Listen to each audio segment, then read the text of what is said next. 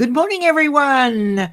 Welcome to Mind Over Matter Mondays. I'm Leslie Flowers, your host, with my wonderful co-host, Nicole Angai Galindo. A little music. Come on in. The comments are open. Designate where you're calling from and say hello to everybody. We're so glad you're here. This is the morning where everybody gathers together to set out their week. So let's have a little colorful music, shall we? Here we go.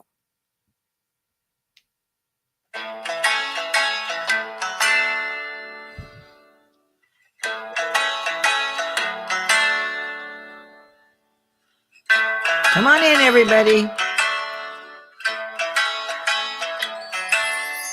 Why are there so many songs about rainbows? And what's on the other side? Rainbows are visions, but only illusions. And rainbows have nothing to hide. So we've been told, and some choose to believe it. I know they're wrong. Wait and see. Someday we'll find it. The rainbow connection, the lovers, the dreamers, and me.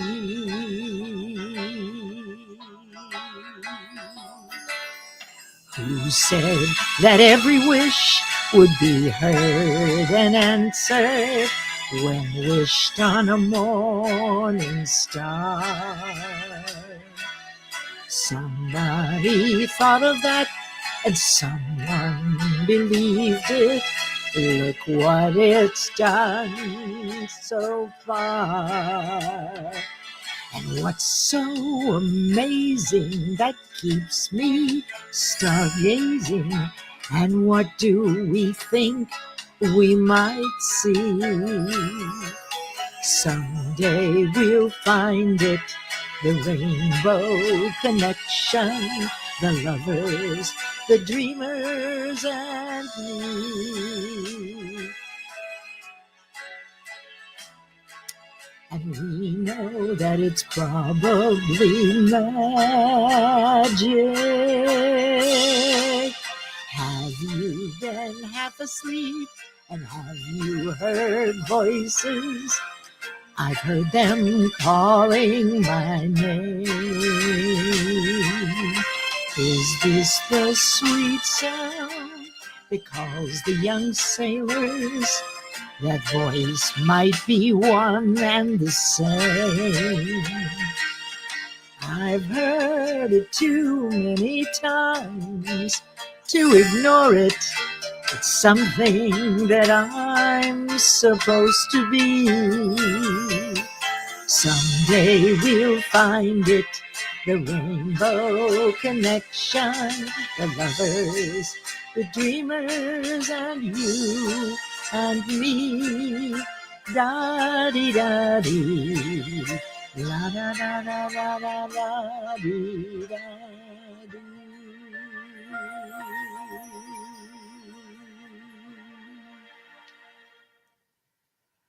Thank you, everybody. Good morning. That was fun seeing the comments and people coming in. It's a little distracting, but fun just the same. I love that song. And let me just tell you, last year, gosh, I don't know what time it was last year, but last year I was a special guest on Aaron Gibson's Soul Man Live, and that's the song he picked for me. He said, I know the exact right song for you, because I didn't give him a special song, and that's the song he picked. And it couldn't have been any better. Hey, good morning, everybody. So glad you're here. Let me go up to the top here and see who we have. Oh, there's Tracy. Okay, so a little acknowledgement here.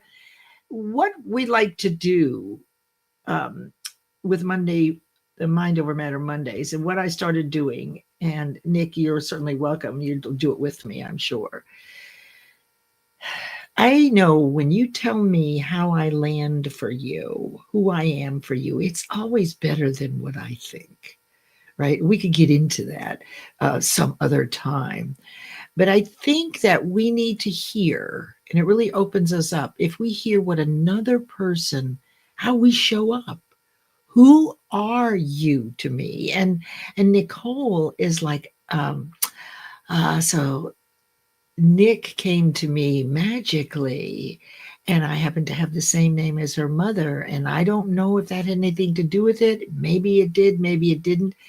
But we've just clicked and connected, and we have been friends and very close and kind of part of family, right? So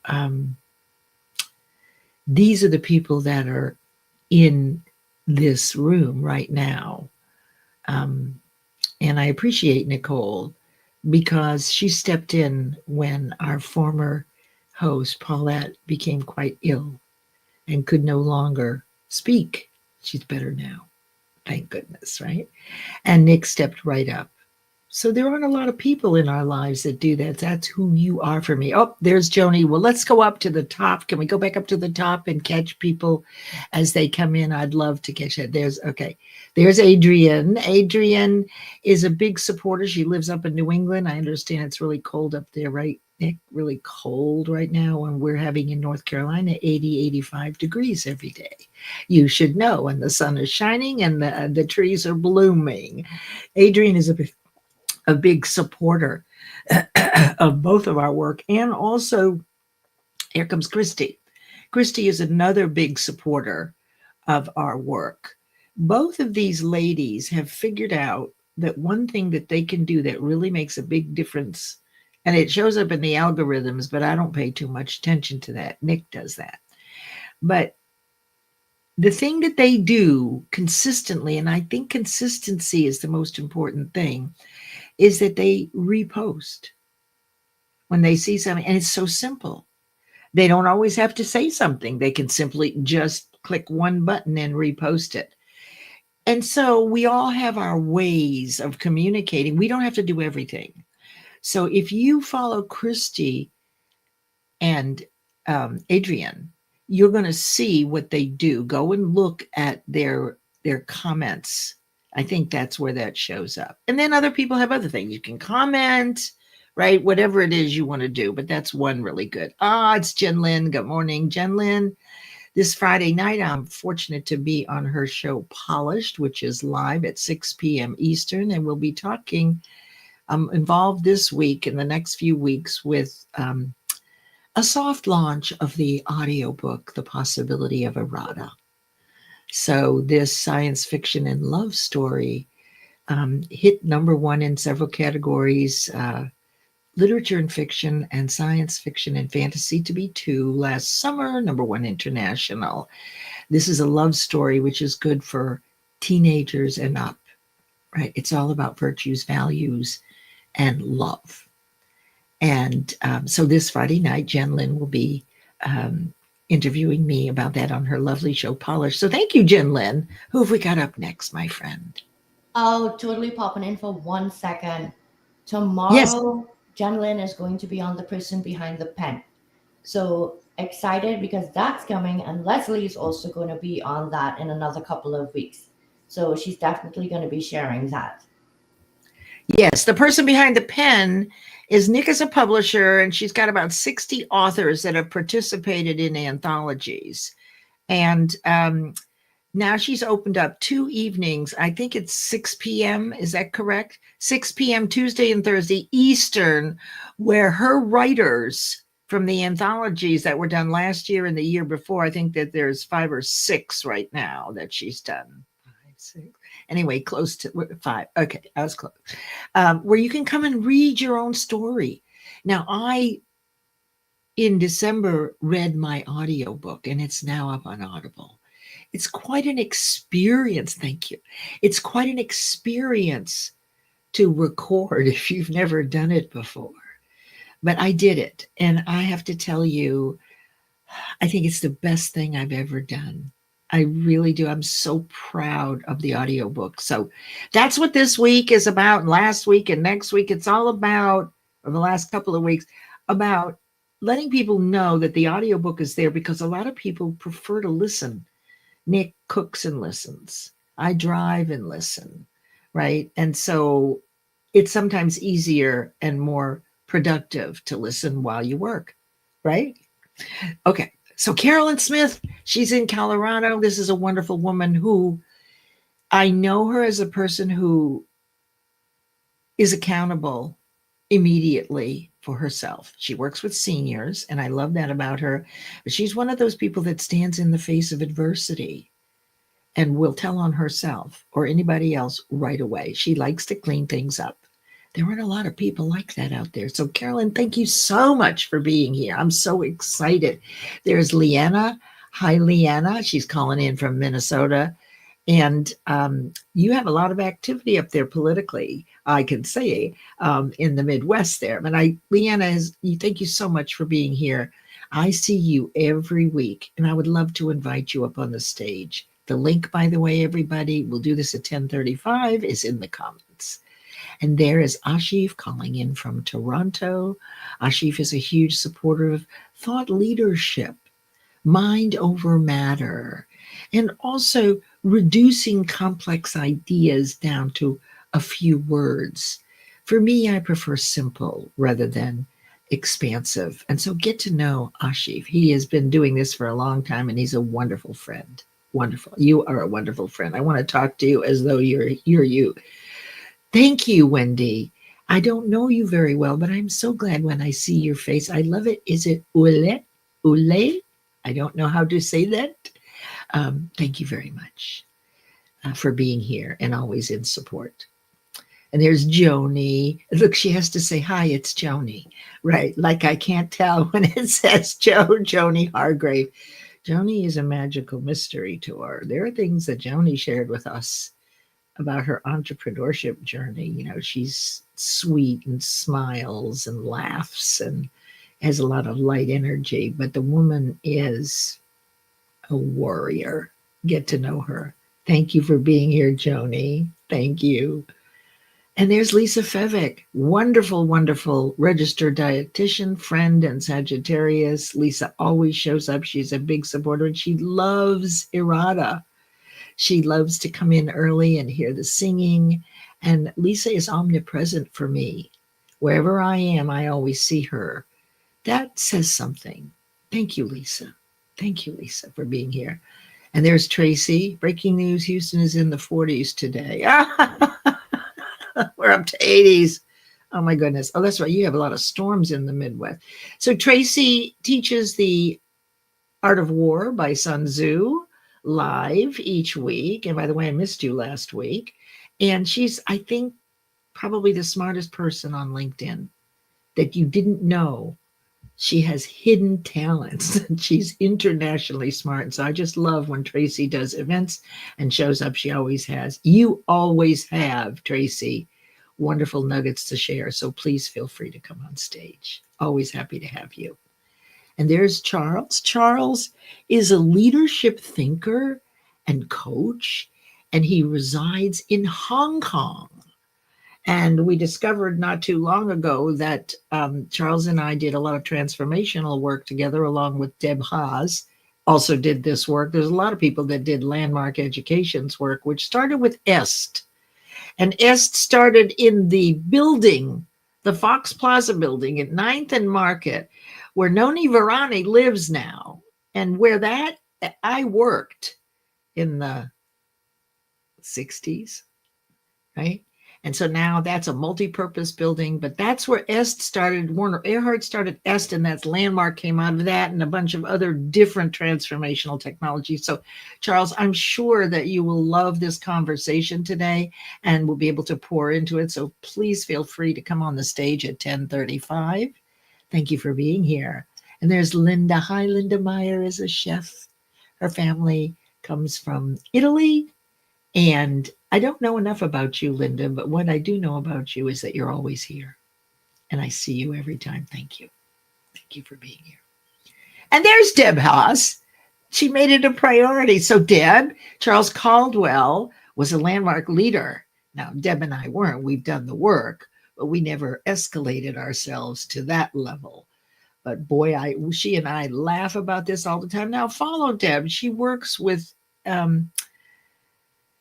helping people find positions, but she's one of the best writers. Deb, I was going to write you a note in the middle of the night. You are a hilarious writer. I am mesmerized. So go read her posts. They're so distinct and unique. And I watched, Deb, how you're gathering quite a following. So congratulations. I'm so happy for your success. And there's Mariana calling in from Belgrade. She's been one of my longtime friends here and supporter. Mariana, hope you're feeling well. And thank you for being here. It's probably late afternoon where you are. Shasir, it's nice to meet you. I look forward to getting to know you. Thank you for being here. And Jay, hello, Jay. I don't know you very well, but I keep bumping into you in live rooms. So that must mean that we are meant to meet for sure. Oh, what she said, what would okay, so we're good. All right, good, good, good, good, good. All right, thank you for doing that, Nick. It's really a challenge when you do these shows, and Nick knows, and you all do, to do everything by yourself. So she's taken on the producer role and comes in the back door and runs the comments. That way we don't miss any. Now, today's conversation, let me get back over here to what we said we were going to do today.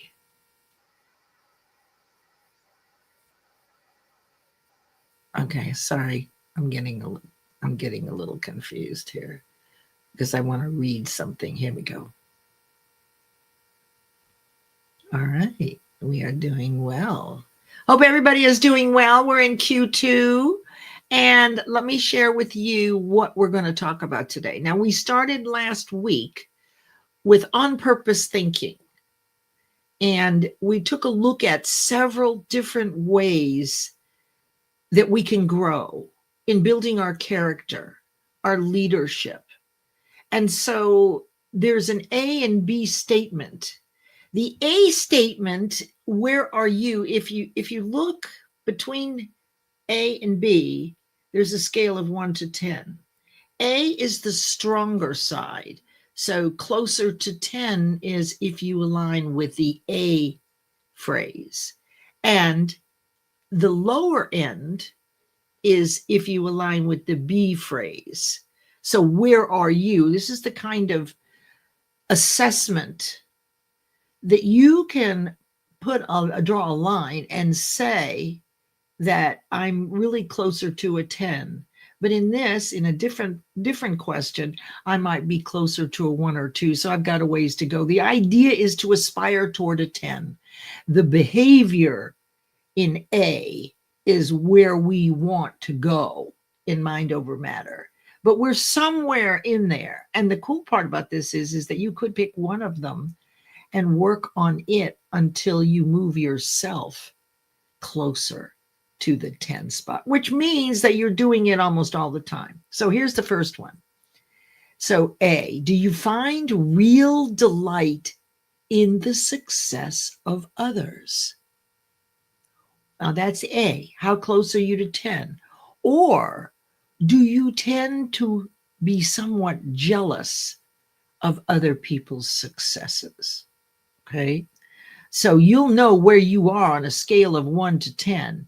Are you in the middle? Are you sometimes jealous and not jealous? Have you done the work like many of us have and you're really up to the 8 or 9? Nobody really is a 10 and nobody really is a 0, right? Because you'd have to be a robot to have 10 and you wouldn't be human to be 0 because you have conscious awareness.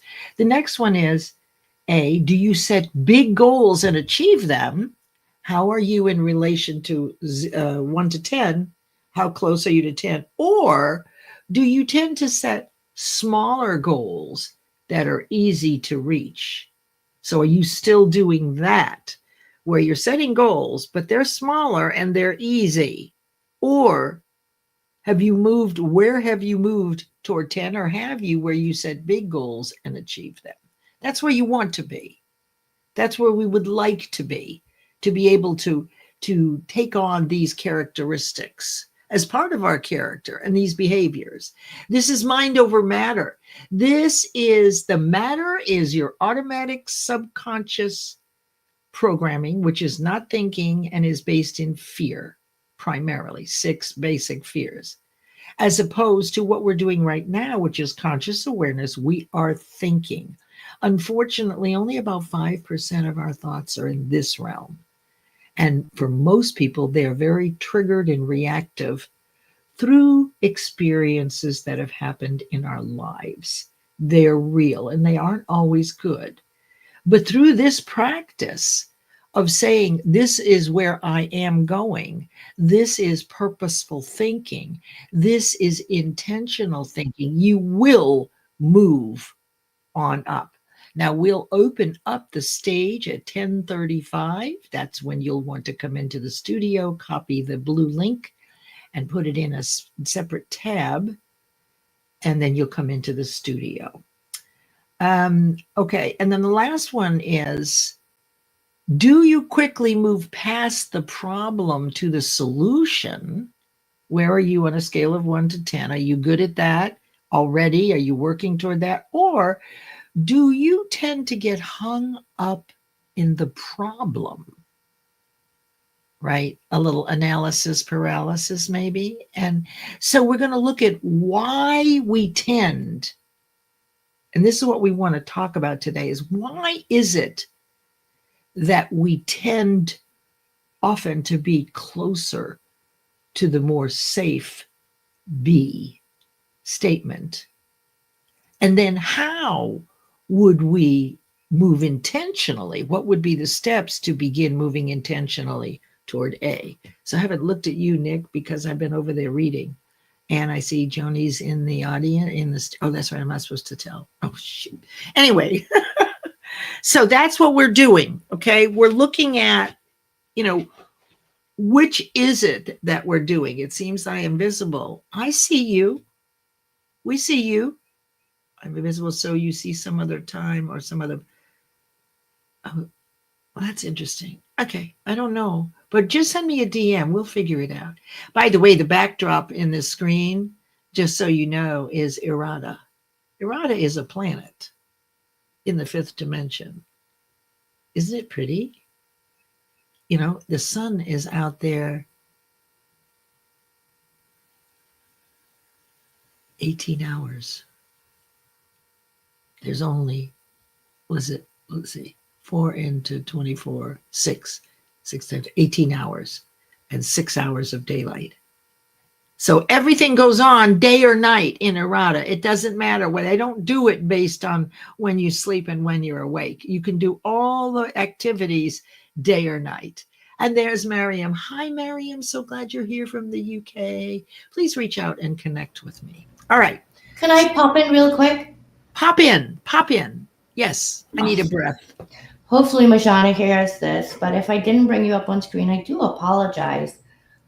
Certainly not with any intent. I'm trying to catch the comments of about 20 people in here and giving them each a chance to come up so Leslie could recognize that they're in the room. I've seen you here before. I've brought your comments up before. We've interacted before. So again, no intention there to make you feel invisible. Certainly nobody is, and we're not more visible because we're on the stage. Actually, it's an entire conversation with everyone. This is my empathic co-host, because I just figured there was something technically wrong, but look where you went. You went in service. And I just love that about you, Nick. Thank you. Even if that wasn't the way it was very gentle and kind. Be kind. All right. So let me lead you off here with these statements. So the reason that we tend to go toward the B statement, playing small, right? So the A statement is where we would like to be. I find real delight in the success of others. Like when I hear somebody else is doing really well, that makes me so happy. Or I tend to be somewhat jealous. I'm still somewhat jealous of certain people. So for me, I do mostly care about the success of others, but I would put myself at a 7 because on a scale of 1 to 10, it's not high enough for me. I still am battling some jealousy. Now, what is jealousy? that jealousy often can be, certainly with children, there's like a lack of abundant love.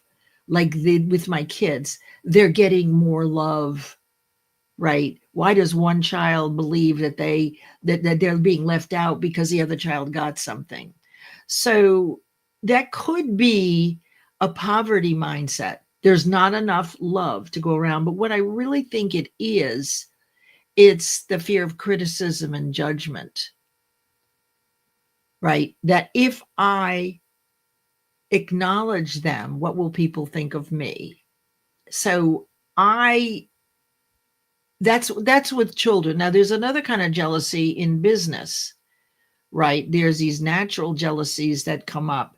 And very often the person that we become jealous about is very much like someone in an authority figure in our lives, maybe a mother or a father. They remind you of them. And so when they are successful, it's very easy to mix up and be triggered with something you don't like or something that happened that you didn't like. Does that make sense, Nick? Yeah, yeah, yeah, yeah. Okay. I Yeah. am. That's why I'm listening. It's a different perspective for me. Yeah, yeah. And that's all this is. These are perspectives. These are points of view, right? That absolutely right. And thank you for saying that. Work in silent, let the success make the noise, then share to empower. Be and let be. See, there you go. There's Ashif horning in with his wonderful phrases. I love them. Thank you, Ashif. I love that. So, what we want to know is that when we're not living our best lives and we're not controlling what we think, and the only thing that we can control is what we think, that's it, nothing else. Now, how often you think it and how you feel when you think it is big here. So, whatever you're thinking the most has a vibration. It either feels good or it doesn't. Whatever thought dominates consistently, you will ultimately have perfect faith in. That's why we have real fears.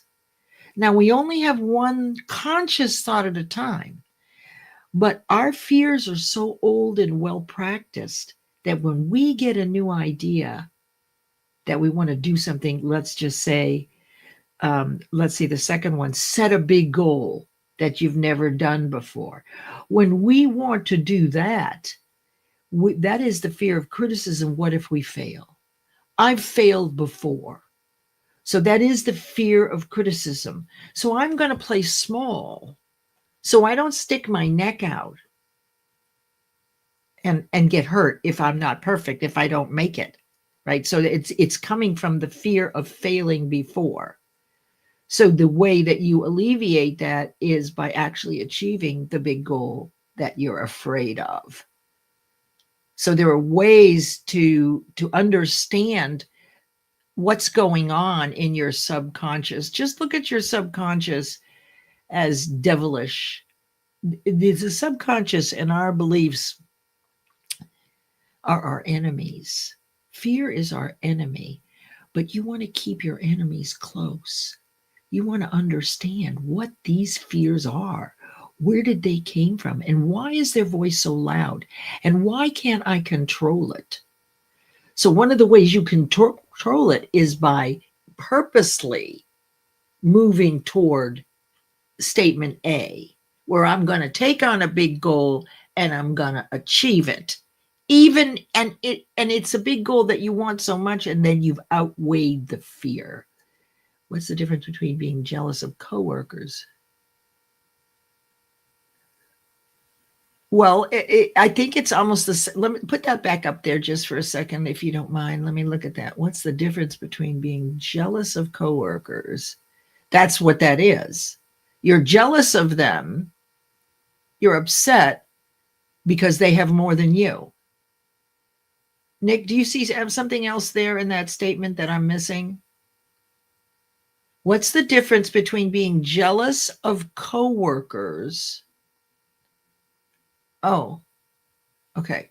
of coworkers and being upset that you're not being given what others have. So Deb, come up on stage. That's a lot to put on the screen. So let's see here. What's the difference between being jealous of coworkers? Well, you're jealous of something that they have. So it's the same as with kids. They're jealous. There's not enough. What's wrong with me? It's something about us that we aren't smart enough, we aren't good looking enough, we don't say it right. Whatever it is for us is what we're missing. And so we don't want them to have it either. So we're jealous. Well, how come they got it and I didn't? So I want to address that one. Yeah. Go For ahead. me, I don't. The way that works for me is when I look at other coworkers who are getting something that I'm not, um, and I don't mean necessarily by promotions and stuff like that, but I mean more of differential treatment. It's not a jealousy of them because I don't want them to have it. It's a question of what else is going on that it is that I am supposedly not doing that I am not getting it too. Or the deeper question is, are they getting it simply because it's a friends and family discount? And therefore, it actually has nothing to do with you. And it can easily be misinterpreted to feel as if you are not dedicated enough, loyal enough, working hard enough, and therefore not worth it. So, it's hard because in a work environment, it could be any number of things. But I will say this: if I am upset because I see other coworkers receiving certain things that I am not, and I question beyond that, I'm usually not jealous of the coworker. I'm questioning management in my head in terms of fair treatment. Well, this is a really excellent point because it's your self image, how you see yourself as not worthy as they are. And it all lands in the thinking of management. It's the point of view and perspective of management. It may have nothing, as you said, to do with you at all, Nick, right?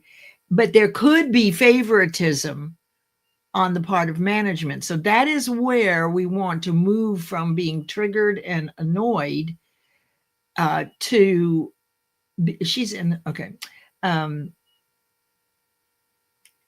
we want to move from being triggered and annoyed to realizing that that is a fear of lack of worth. I'm not smart enough. I'm not deserving enough. You've had proof, we all have, where we've been left out of things. But once we realize that it has to do with the perception of management, it isn't really that you aren't doing anything. You're still doing your thing. It's their perception, which is changing all the time and is easily influenced. Yeah, does that make sense? Is there a difference between jealous and envious? That depends on who you ask. Expressed by oh, that's a lot. I'm not jealous, I'm envious. Jealousy is when you worry someone will take what you have. Envy is wanting what someone else has. I don't know. Well, maybe, yeah. That's a distinction between the two. I agree with her on Yeah. that. I do. It's something that I've learned myself. And it was something that my psychiatrist taught me because I would always say that I was jealous or whatever. And he would always say, is it that you want something and you don't want the other person to have it? Or is it that you want Right. what they have too? So be Yes. very careful with the distinction because one can have a negative connotation, another one can actually be a motivator. Mm, excellent. I love that you got that. All right. Well, shall we move into bringing our lovely guests up on stage? Well, shall we do that?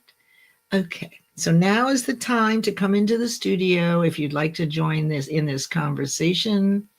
We're looking at where are you? And welcome, Deb and Joni. So glad that you're here. Hey, you can be audio or video, whatever you want. Now, look, look at you. So I want to stay with this and stay on track, right, with these questions. So we're looking at where you stand. Hi, Lois. So glad that you're here. Lois is from the Netherlands. So glad that. Yay! Hoe gaat het met jou? Yeah, sehr gut, baby. Okay. So, it's where you land in this. So there were three statements. I find real delight in the success of others, or or am I closer to finding, I'm still jealous a little bit. Where are you? And then, or I set big goals and achieve them, or I play small so that I'll be sure to achieve. All of that is because you're afraid you're going to screw it up and you don't want to be humiliated. And then the last one is I can move quickly past the problem to the solution, or I still end up getting stuck in the problem and have a hard time getting to solution. So, all right, let me see here. So let us. Who I don't know who was first. Who was first? Do you? I didn't. You pulled Joe up first. Joni. First. Okay. Joni. Okay, so Joni, of those three, and we're going to stay right on task. We're not We'll going stay on. on task. Okay. So let's. So which one of those would you Dating. pick? Where are you on a scale of 1 to 10? Which one of those would you address and pour into us your point of view and your experience with that? Well, you know what? I am a good and bad. I'm impulsive. And so I dive right into a new chapter of my life. And I think that's a positive about me. But I also think that some of the pre-planning doesn't always align with like what the end goal should be. So Very good. That's a really good point, and that I'm going to slip in there because I what I love about that is the pre-planning. You see, when you pre-plan, you're pre-planning at a particular level of awareness, but you're growing in awareness all the time. And very often, right, people will come along and you be guided in a different direction. But if you pre-plan everything and stick to it, you're going to miss your own growth. That's what I was hearing from you. Was that kind yeah, of what was that yes, it? no, you're correct. And so I just as an example, I met with a friend who is trying to start his own business. He is like a 3D printer. This was yesterday. And he has all these ideas of what he can print and sell and market. And he's kind of a little like all over the place. You know, he's like, I could do pickleballs, I could do concert video balls, I could do fishing lures. Like I'm just like, okay, like let's first of all, you know that your ideas are great, and that's really where the passion comes from. That's like step one. That is not step 2 through 10. So you need to figure out, you know, kind of how the background of that idea works, which I'm only telling you because I have failed at different ideas.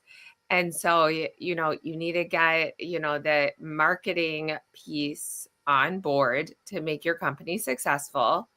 You need to find some local SEO companies to make sure your website's successful. Mhm. And then you really need to make your product some sort of niche product because, like, a fishing lure is like, really, like, he showed me his like contraption. I was like, if this came from Amazon to me, I'd be like, return. So, So let's get back to this, to your guiding this person, right? but There's something else I heard in what you were saying that, kind of bubbled up to the top. Joni has lots of insights and it's kind of like really heavy cream rising to the top of your coffee, right? So I'm getting out the I'm heavy teaspoon. cream. Ooh. You are on Yeah, the top. I know. I know about that. That's So the definitely thing, a little dirty. Okay. but wait, I wait. will so essentially I think like you need to really clearly define like what you want. Like just like define it, Yes. or define your problem. I mean, if you're feeling frustrated by something or feeling jealous of something, then figure out why that is inside you, and then set some really clear goals, brainstorm, evaluate the options, and then figure out your best solution, not someone else's, but your best solution, so that you can make this business work, or you can make the problem feel better for you. And then I mean, the biggest thing for me that I'm not afraid of, so I'm good at this, is taking action. Like I'm like, 1, 2, 3, go. You got to do it. But the bad thing about me is monitoring kind of the progress and be open to adjustments. So you actually have some analysis going on. What I was pointing to before that you brought up is to only have one goal. Now, this is the problem. This is why people do not achieve their goals consistently, because they take on more than one. Then you cannot follow the process. You can't replicate the process, right? So I think your point is really, really well taken. There's a difference between goals and tasks. So you have a goal, but then in order to achieve that goal for which you have a real desire for, as Joni said, then you have tasks along the way. They're not the same as a goal. So I love that you brought that out, and you're still talking and I've got you muted. So I was going to say what I had to say. But anyway, let's move on. Jenny. I was just saying, correct. Yeah. Yes, you have Thank to you. have like a defined goal, and then there's a lot of other things that come after that goal. Yes. Charles, what happened to Charles? Oh, here it comes. Okay, so let's move on. You'll have a chance to speak again. I want to hear from Deb. And so the points that you made that I heard that were vital is, do not pre-plan everything because things change. Pick one goal that you deeply, deeply want, and that, I'll tell you, will outwit your fear temporarily. So let's move on to Deb Haas, my landmark friend. Yay! So what would you, so we had those three. So did you want to address Charles, or would you like to tell us? I'd like to stay on track if we can. Is it's about the goal? I set big goals and achieve them, or I tend to set goals that are easy to reach. Is that the one? It probably is. I'm a firm believer that, well, first of all, you don't know where you're going unless you set a destination. And to me, a goal is a destination.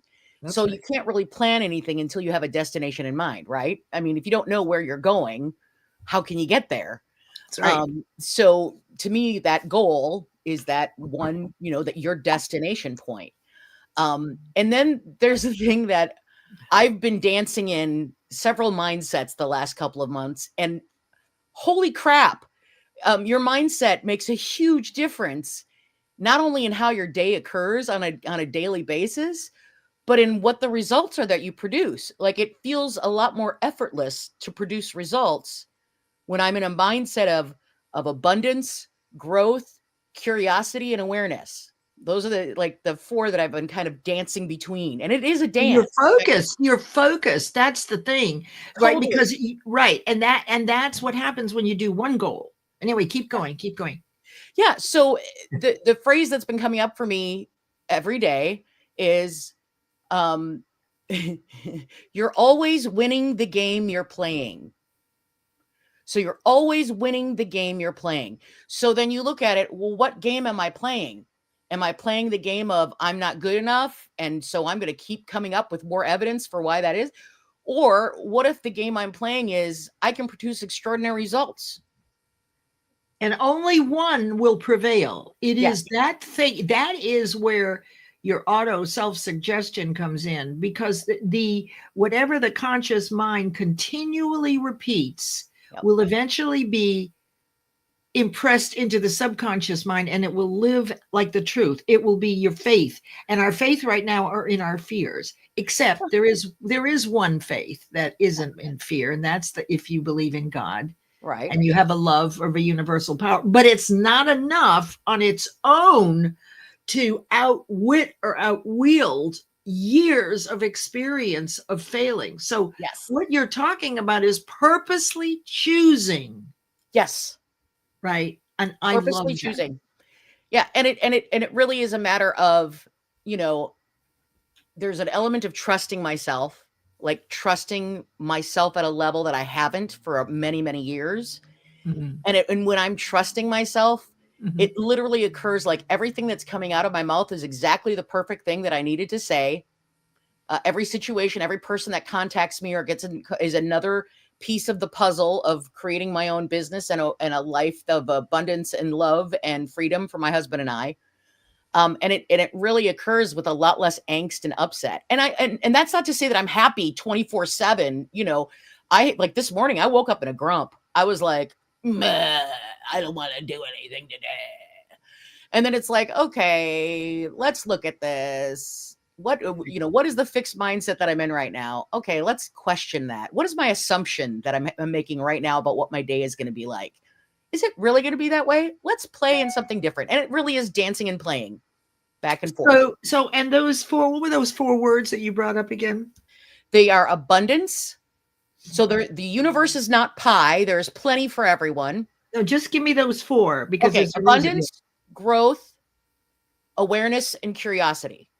Okay, so let me just tell you that there's 6 conscious mental muscles that we grow in this work, whether we're trying or not. Okay, you can't help but grow. Include curiosity, perception, imagination, memory, reason, will. What did I say? Perception. Oh, imagination, intuition, perception, memory, reason, will, and we can add curiosity. So all those four belong in conscious thinking. So this is purposefully. I'm choosing this. I remember briefly, based on what you said years ago when I first did Landmarks work in 96, I remember coming home thinking, I'll never be able to explain this to my husband, right? I mean, and he thought it was all psychobabble, right? But that's one of the challenges when you're growing. So my fear was that he wouldn't understand me or that he would feel left out, which he did, right? He really felt left out. But I think that the point you're bringing up is, and that everybody really, you want to really grasp a hold of, it's a battle between good and evil. Evil are your real fears. Those fears happen to you. Don't let anybody tell you, and this is my view, that false evidence appearing real. It is real. And why it's so real, the biggest fear people say is public speaking, which is the fear of criticism. And there are 6, and criticism and judgment are the top ones. These are the reasons we play small. The thing is that we've all had this experience, usually when we're younger. So maybe we got up in front of the class during show and tell in 2nd grade, and we were so excited, or we were going to do a book report.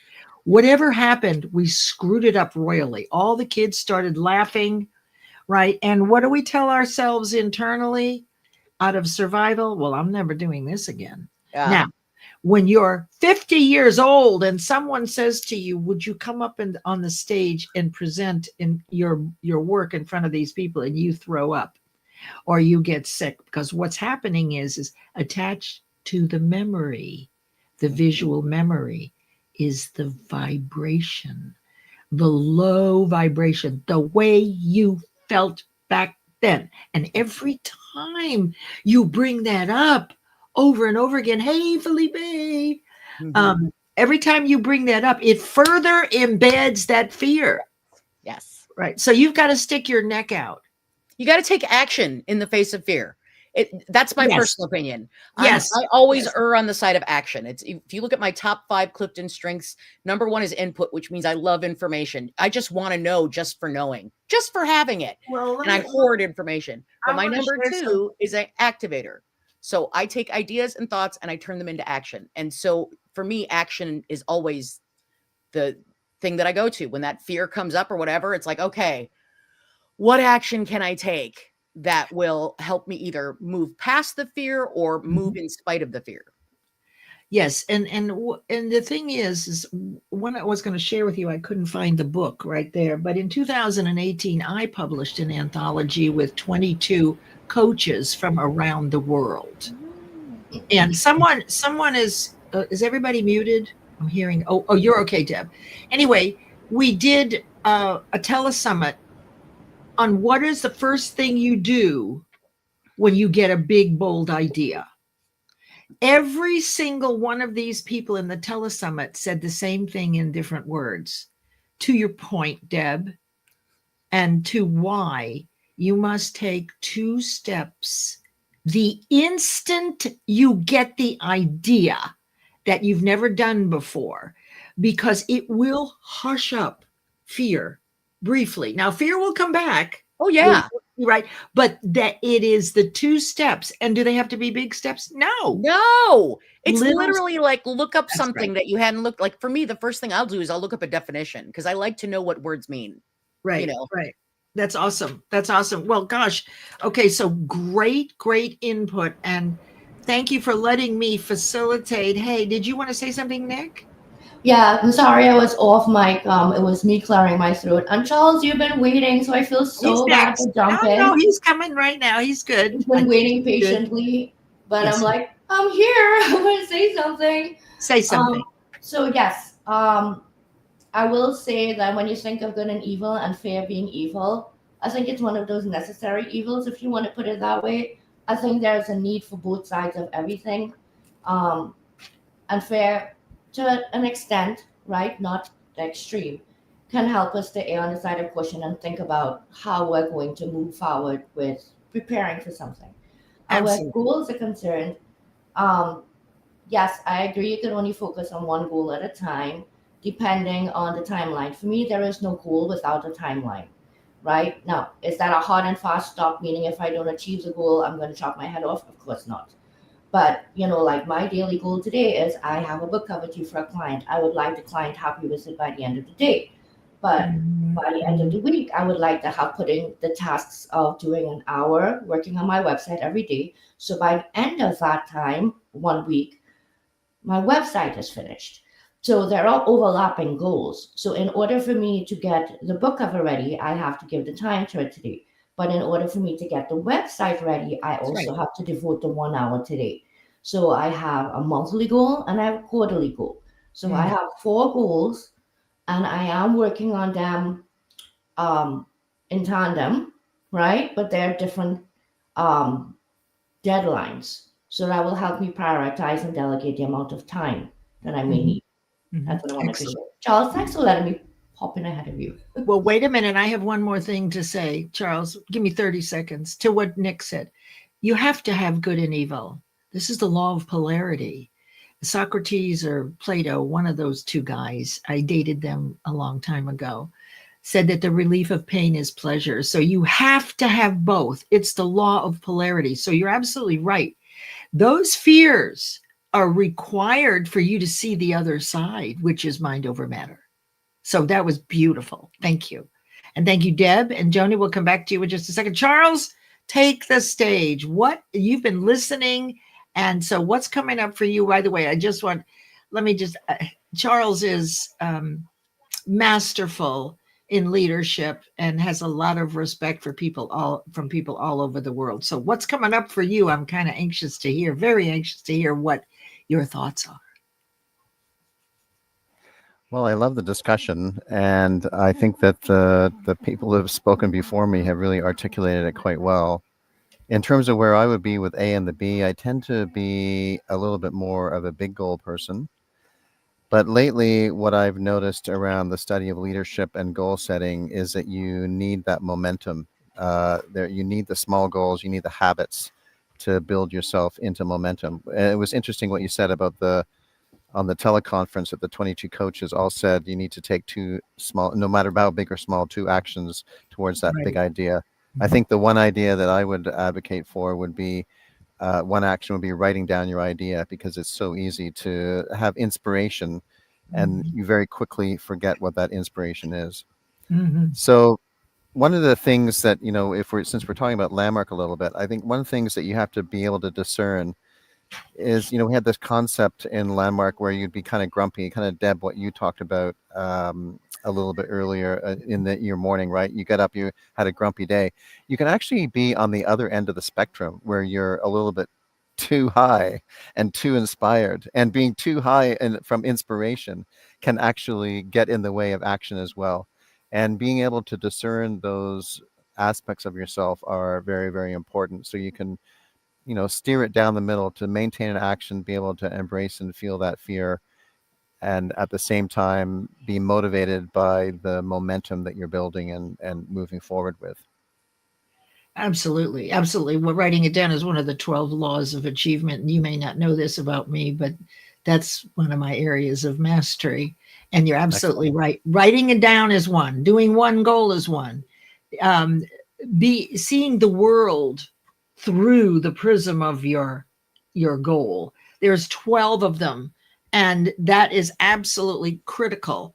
And also to Joni's point, so really when we look at all three of what you've said so far, and Nick too, what I'm hearing rise to the top is pick one goal and know the difference between tasks and goals, right? Really distinguish what is a task and what is a goal. If you have a goal that's a month, then you're going to have tasks to reach that. If you have a 3-month goal, you're going to have tasks to reach that. It's only your goal that has the highest compelling obsession or love. That is the thing that you will stand no matter what. It's almost like unconditional love for your children. It doesn't matter. If you love your idea, fear will take a back seat. Now, if you get lost along the way and you start to question yourself, because we talked a little bit about getting hung up on the problem. So that third one is do you go quickly past the problem to the solution, which I'd say I'm an 8 or maybe a 9. I'm pretty good at that. Or do I tend to get hung up in the problem? Well, that is because you don't have a very specific goal. You won't get hung up looking for the solution if you have a clear, definite purpose, right? One thing. It's when we're not clear. Oh, I guess Deb had to go. Well, it was fabulous. Thank you, Deb. Oh, Joni, you look like you're flying. So, Charles, back to your point, the action, that's what they all said. That's what I discovered. I actually took the telesummit of 22 people and had it transcribed. I found someone on Fiverr. This was 2018. And as I read through every one, I realized they all said the same thing without me asking the question. I'm going to ask them, what do you do the minute you get a wild idea that you fall in love with?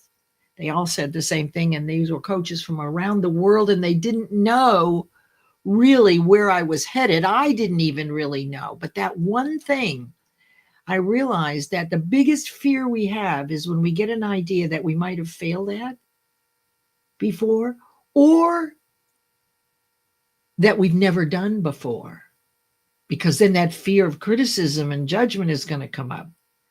Okay, so before we go back over to Joni, Nick, did you have something you would like to share? Your turn. I just want to say that, Charles, I'm really happy to see you here. I don't want to say that before.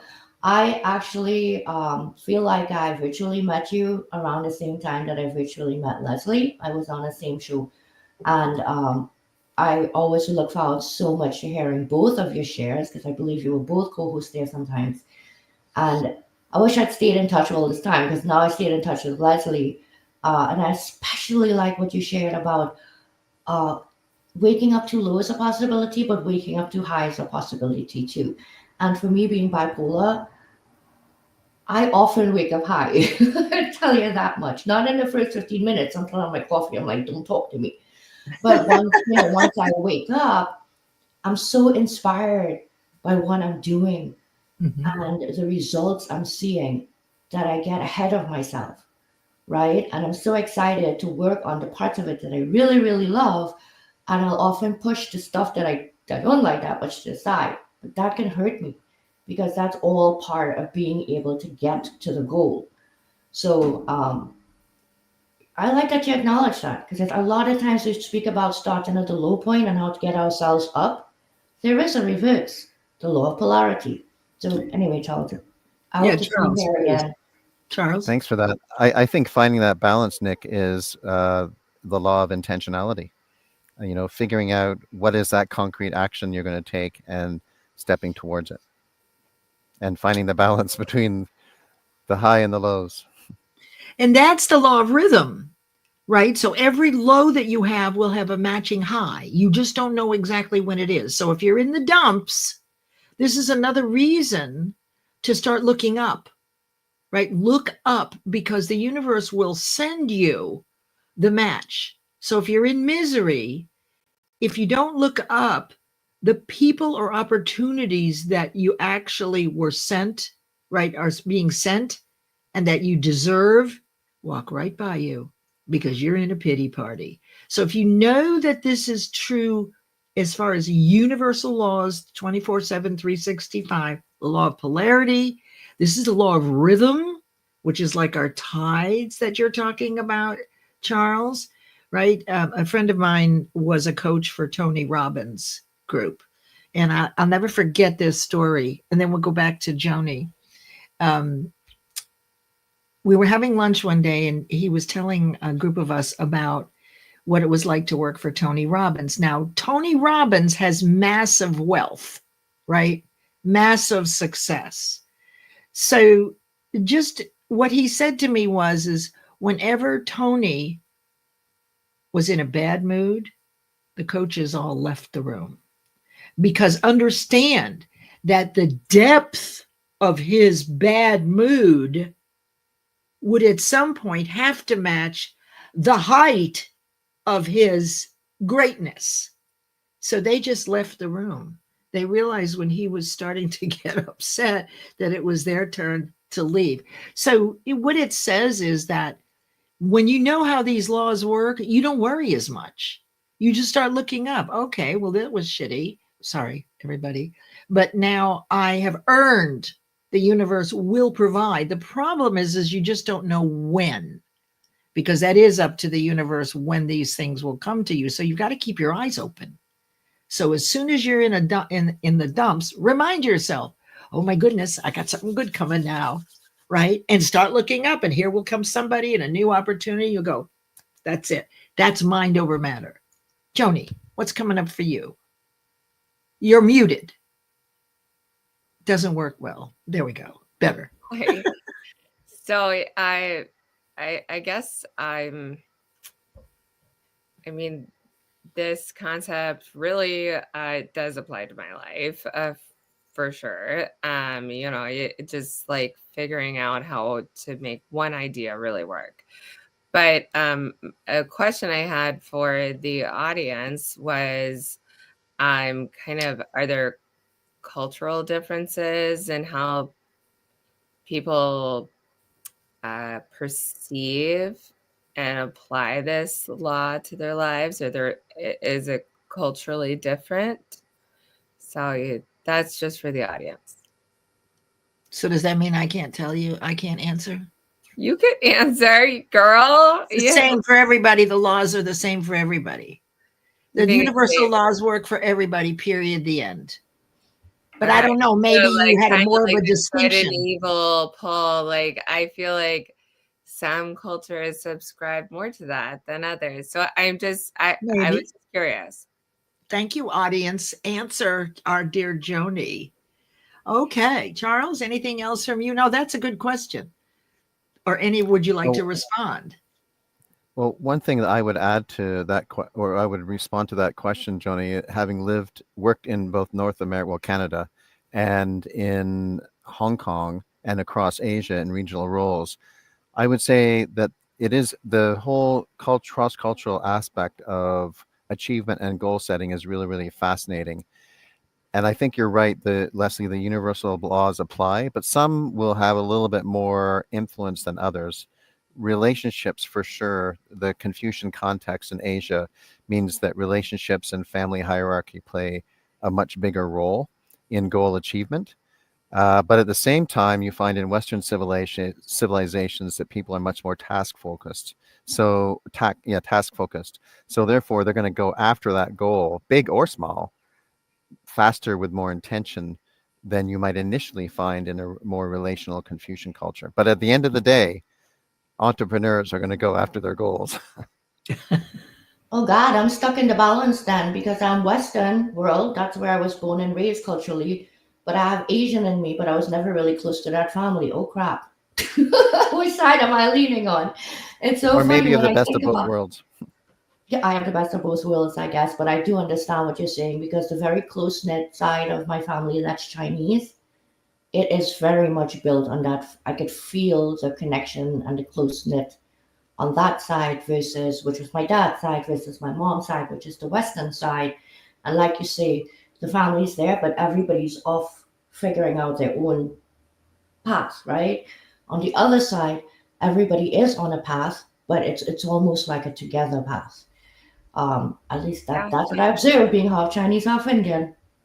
Joni, what do No, you that's think? so interesting. I because I do notice that, here in North America, it's so individualistic, and your accomplishments, like you figure out something, you do it, boom, like it's not like a family goal. And so and I have noticed with my friends in India and uh Asian countries, China, Japan, they are much more family focused on the goals of, whether it be, you know it's starting a new business, or you getting married, or how to raise a child. And so it's just interesting how that didn't carry over to the West. I think it's a flaw of the West, honestly. I do. That So was that's really really an interesting point of view. I hadn't thought about that. Thank you for that, Charles. And you were flashing those big things up, and I was looking. So something that I saw Lois put in. Well, we've talked about writing it down. We've talked about taking action. We've talked about that there should be one. Then visualization is the DNA of manifestation. So one of the laws of achievement are to visualize as though you're already there. You already have it. Now, why we do that is because it feels good. And mind is an activity that occurs in every cell in our body. It is not brain. There's a connection, of course, but mind is an activity. This has been proven by Bruce Lipton, James Brody, that when you feel really good, there's actual specific activity in unison of the proteins in every cell moving in unison. And if you're thinking something great, then there's a spring in your step. That shows you that what you think about repeatedly and the way you feel affects your body. And that same thing, whether it's on purpose or by default, whatever you're thinking about consciously, consistently in spaced intervals over time will embed into the subconscious where you can't get rid of it. One last thing I'll tell you about all of this, which is kind of exciting. What you believe, what you have perfect faith in, will match your results. So if you don't have the results you want, then fear, one of those 6 basic fears, is getting in the way. And it ought to, because they're real. So you've got the fear of criticism, right? You've got the fear of poverty. Well, I can't afford that. right? And yet it doesn't take anything to start on your goal. No money. That's another one of the laws of achievement. So that's fear telling you, well, you can't do that until you get this much money. Then you have the fear of illness. Well, I can't go to that crowd because I think about COVID. That's real. Well, how about fear of a loss of a loved one? Someone dies, you break up, you get a divorce. So you're less willing to take a risk unless you've got a burning desire and you don't care what anybody thinks. You're going for this because it'll make an impact in the world. And then you have the fear of old age. We've all had that. And then death. So you've got 6 culprits. Look at them as the board members and you're the CEO.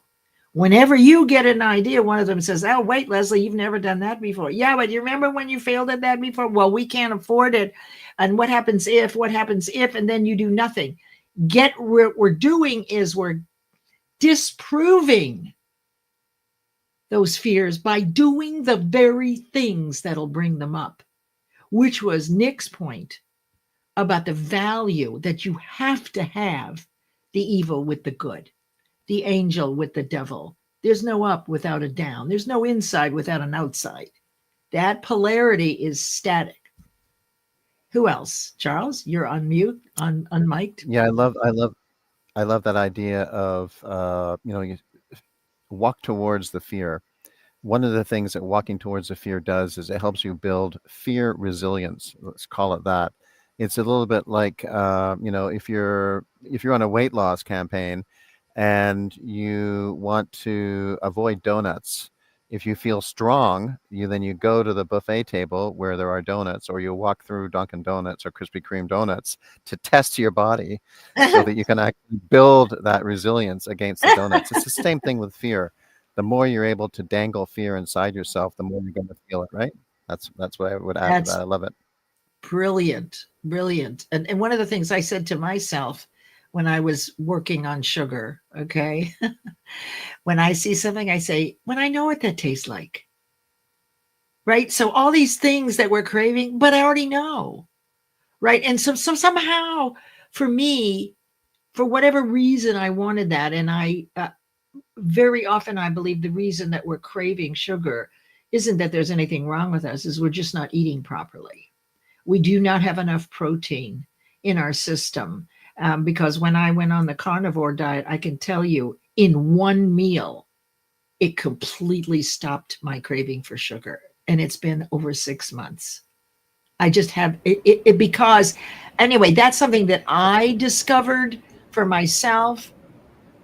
But anyway, that was great. Who else? Nick, you? Are you Well, I So have, I have one thing that Deb said that really is so important.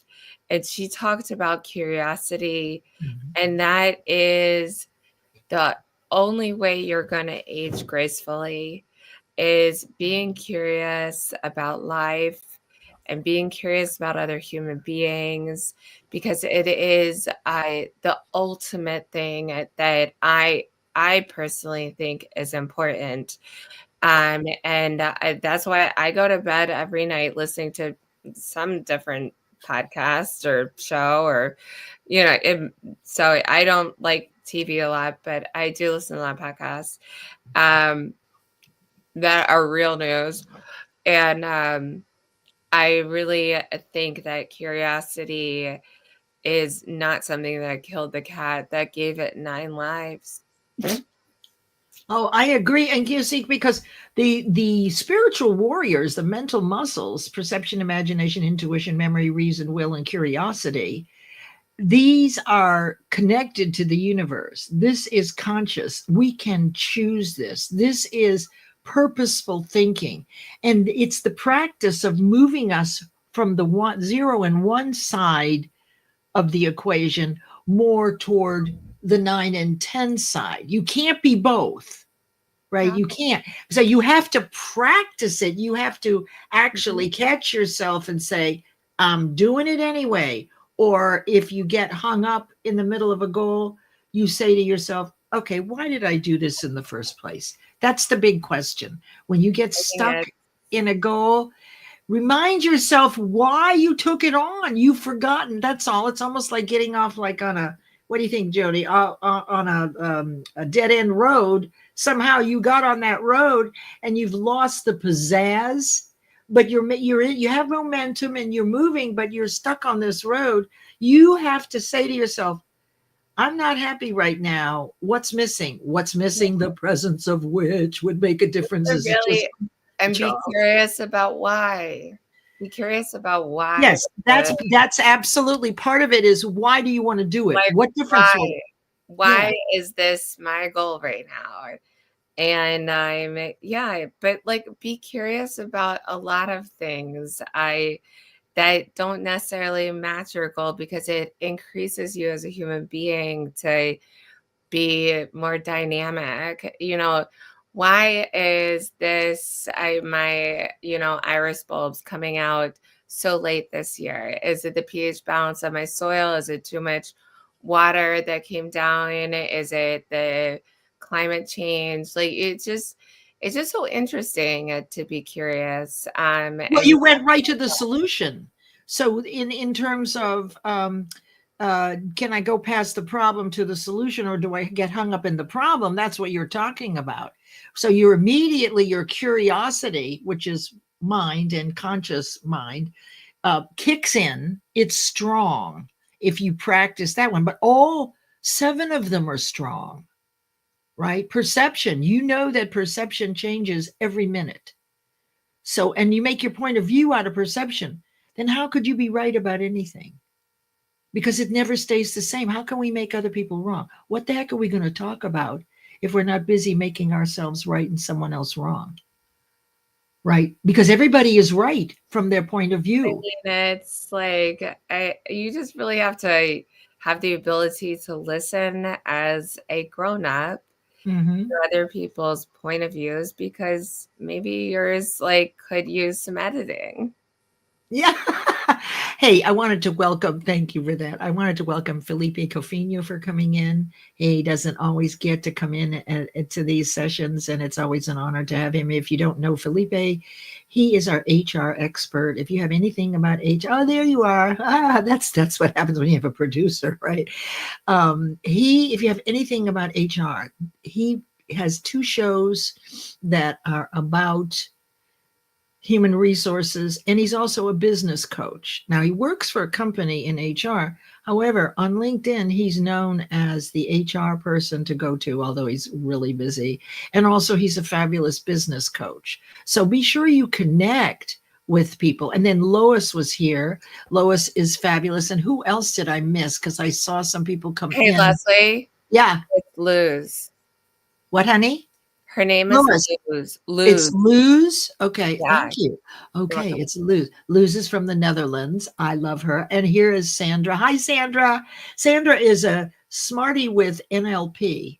We do a lot of the similar things. We talk about it slightly differently. But the thing that's so I love about this room is we've heard from Deb, we've heard from Joni, from Charles, from Nick, and from myself. We're all pretty much, hey, blessings. So glad you're here. We're all correct from our point of view.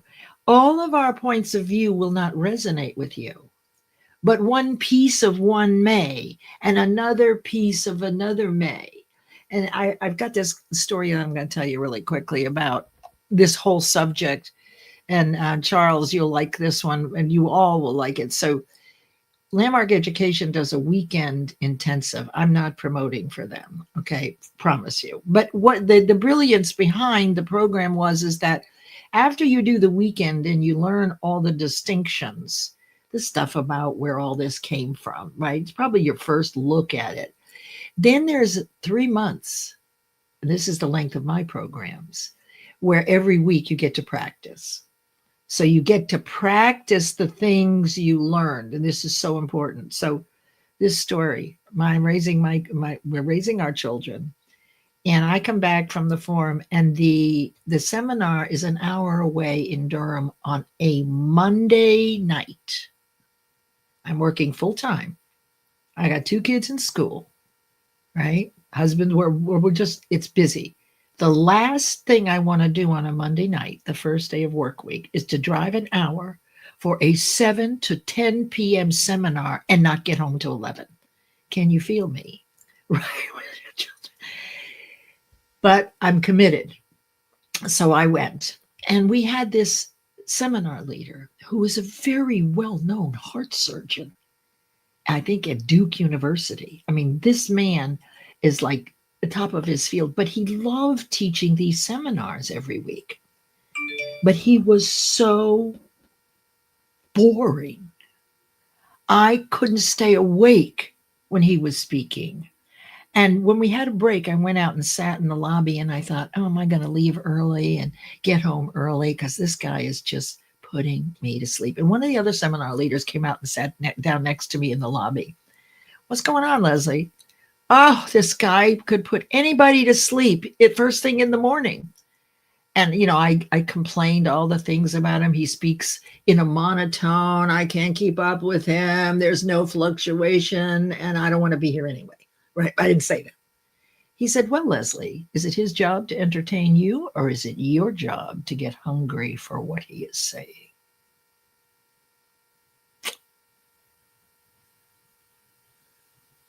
I had a complete paradigm shift. I was expecting him to entertain me, and he was boring.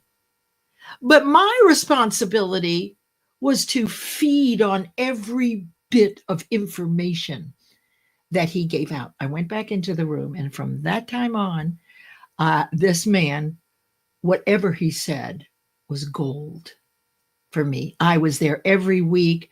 I had a complete shift. He didn't do anything different. He was still boring, speaking in a monotone. But I went into the mind part and realized this is my responsibility. I'm here to get this information. He is not an entertainer. He's a freaking surgeon. He's giving his time for nothing, by the way, to help me understand these. So that's what I want you to see is possible for you. There are moments when you realize that you have been selfish and fearful, right? Without even realizing it until this seminar leader said, what is his job? Is he supposed to entertain you, Leslie, or is this up to you? Huge change for me. So, any comments? No? Oh, well. Yeah, I think that that's a great example, the distinction mining for the gold, right? You are listening in a way that you're mining for the gold and what people are saying. And this is, I think, part of the, let's call it machinery behind gratitude. You get people who it's easy to observe that they're lacking some gratitude for their circumstances in life. Mm-hmm. And then they, what they need to do is they need to be mining for the gold and what people are saying. And this is actually a skill that coaches use as well. If people are, whinging or struggling, they can often inquire into what is someone's commitment, which is another form of mining for the gold. And out of that, behind every complaint, there's a commitment. I love that concept as well. So I love that. That's a great share, Leslie. Thanks for that. You're welcome. You're welcome. And, I did this work in 96 and then the whole program 2003. And that's where I learned how to coach and everything. So Joni. Well, I was going to ask, we are getting close to the end here. So today, the things that we've covered are really, there's some really good nuggets here. And I want to thank everybody and for coming in today. This is a little bit of a tangly subject, but I think that we're ready for it to really understand how to mind over matter, how to exercise curiosity over fear. To use Joni's point, everything is a reason. Calm down. Okay, love the sentence. Thank you. How are you doing both, Charles? You're writing in. So we've learned that we have a choice. Nick, why don't you reopen up your mic and tell me the things that you've heard? Because we've learned a lot of things here. We learned about one goal. We've learned about pre-planning. Don't be too much of it. We've learned about action. What else? I think I've learned a lot. With the questions that came out, you're not going to all be on one side of the scale. Sometimes you're going to be on this side of the scale, on that side of the scale, more in a different question. Um, Something I guess that I want to leave everyone with is fear of failure is real. However, there is always progress towards facing your fear. If you're not standing toe to toe with your fear today, you have not failed. There are days, and to Charles's point, that I feel strong in my mind. I'm not speaking physically about not wanting sugar, but in my mind, where, yep, I'm going to charge into Dunkin' Donuts and be like, I don't want nothing. And there are days that I will not go anywhere near Dunkin' Donuts because I know how I'm feeling. It's being able, self awareness, okay? Know better. You want to get there. It will take practice. And some days you will not feel as strong. But that has nothing to do with the fact that you're a failure. As long as you are aware and consistently trying to take that step forward, even on days that it's really shaky to take that step forward, you are trying to get to that point of being toe to toe. And take small steps if you have to. Nobody's saying that you have to take a leap of faith and jump off the cliff. I like to jump off of cliffs and see if I drop and roll or if I splat. That's just me. That doesn't mean that it works for everyone. That's right. So you have to know yourself. It's okay to ask for help. It's okay to need support. It's okay to need someone to hold your hand for a while. Even if they have to walk you to the point where they let you go and say, okay, sorry, but I can't put my toe to toe with fair now. You have to put your toe, but I'm right here. So, there are always so many perspectives, and there's always so much proven until there's an anomaly. We all have to absorb and learn, but take what works for us. And in that comes the no comparison to me, right? Don't compare. Don't come into a room and hear things and think that you are not there, or you'll never get there. Take it for what it is. It's encouragement, and hope that you will get there, and people on the stage that want you to get there, and I'm here to help if you need it. So That's beautiful. And thank you for bringing up don't compare. That's another one of those laws of the seven. That's the law of relativity. Nothing has value until you compare it to somebody else. Why is it that we look for the people that don't like us when there are more people that do?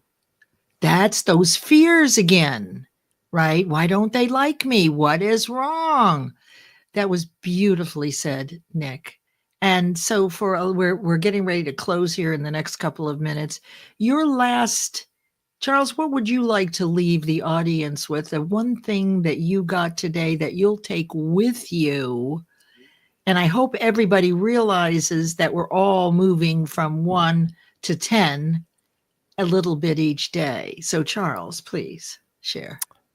Yeah, I think that the whole concept of fear has popped up today in a slightly different context than I normally hold it in. And I think that that's really, really valuable to be inquiring around fear. I read some articles recently around fear, and some very, very successful people out there in the world were describing how they were taking action despite the fear that they're experiencing.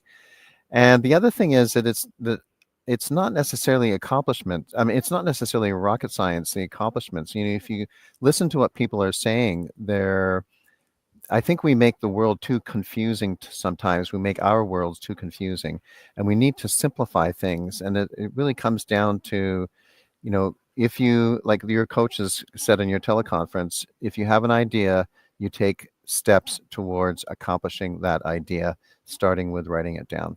That's what I'm going to take away for now. Thank you, Leslie. Fabulous. Yes, thank you for being here, and please come back.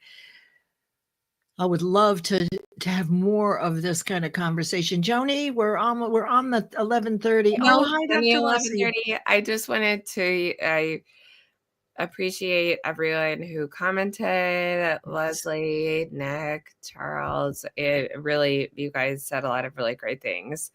And everyone in the audience is just of my friends. And I really think you guys all have such unique personalities. And just remember that, being a little different inside is such a positive.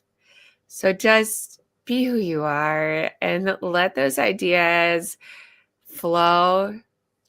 Let that freak flag show. All right. And know that, if you need someone to hold your hand and walk you through it, I am happy to. I love it. Thank you so much. Let me see. I'm going to show you guys something before we leave. I totally forgot to do this. There we go. You're all invited to a launch party Wednesday, this Wednesday, 6 p.m. Come up on stage, talk about errata. Nick is hosting it as a guiding brilliant writers publishing house. And you get to talk about errata. The audiobook is out. We're just going to have a whole lot of fun. And it'll be at 6 o'clock this Wednesday. I just totally forgot about that. You're all invited. Lots of activities this week. And so I want to thank Deb. Add the list, Leslie, to the comments or wherever you can see it. Say that again, dear. Add the yes. URL. Oh, okay. Yes, we'll do that for sure. I just wanted you to know so you could look at your calendar. A special thanks to Deb Haas, who always never disappoints. Thank you, Deb, for being here. I don't know if you're still in the audience. Always plum insights. And to you, Joni, for sharing your brilliance and your sweetness. You people get to know these people because she's a tiger behind that sweetness, okay? And she really, look at that face. And Charles, so happy to have you here. I love the synergy between the concepts that we know together that are similar and also that they're all correct. And the one last thing I will think about here is that I learned in Landmark is that we're meaning-making machines. We're going to put a meaning on everything. We just have to make everything mean something. The problem is it's very often coming from what doesn't matter, right? Which is your fear, right? But we have to make it mean something. It's usually about ourselves. We're not smart enough. We're not good enough. We can't do it. What will they think? All of that. We're getting away from that. We're sliding over to more character based on values and virtues. So we took a look at, do we appreciate others and support them when they're successful? Or do we feel jealous? There were some distinctions there. Then we talked a little bit about setting big goals and achieving them as opposed to playing small. And a lot of really good things came up in terms of the 12 laws of achievement. And then with a clear goal, you don't get hung up in trying to figure out the solution. So if you're in analysis paralysis or in confusion, it may be that you don't have a really clear idea of what you want. And as Joni said, why you want it. So I want to thank you both for being here and for taking the stage. And my beautiful co-host, Nicole, she is here. And anything else you want to say before we sing everybody out? We're good? Okay, we're better than we've been in the past. Thank you, everyone, for being here. We appreciate you. I appreciate you. And I hope you love this conversation. If you listen again or you share it, put replay, team replay in there. And keep in mind that every one of your comments, for anyone who is listening again, they also get your point of view. All points of view are accurate. They are all right, and they're all wrong. So you have to choose. We're all right, we're all wrong. And so as you go out into this beautiful week in April, think about all the rainbows that you have in your life already and stay as long as you like.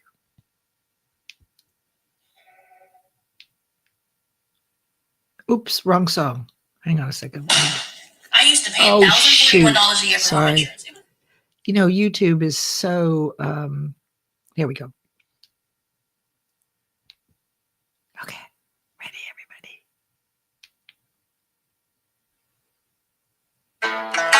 There we go. Sing along if you like. Thank you, Nick. So appreciate your being here today, being a producer and helping manage all of this. Why are there so many songs about rainbows? And what's on the other side? Rainbows are visions, but only illusions. And rainbows have nothing to hide. So we've been told, and some choose to believe it. I know they're wrong. Wait and see. Someday we'll find it, the rainbow connection, the lovers, the dreamers, and you and me. Who said that every wish would be heard and answered when wished on the morning star? Somebody thought of that and someone believed it. Look what it's done so far. What's so amazing that keeps me stargazing? And what do we think we might see? Someday we'll find it, the rainbow connection, the lovers, the dreamers, and me.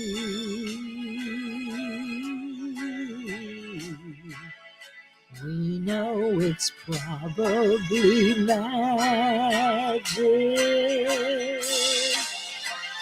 Have you been half asleep? And have you heard voices? I've heard them calling my name. Is this the sweet song that calls the young sailors? That voice might be one and the same. I've heard it too many times to ignore it. It's something that we're supposed to be. Someday we'll find it, the rainbow connection, the lovers, the dreamers, and me. Da da dee da dee, da da da da da da dee.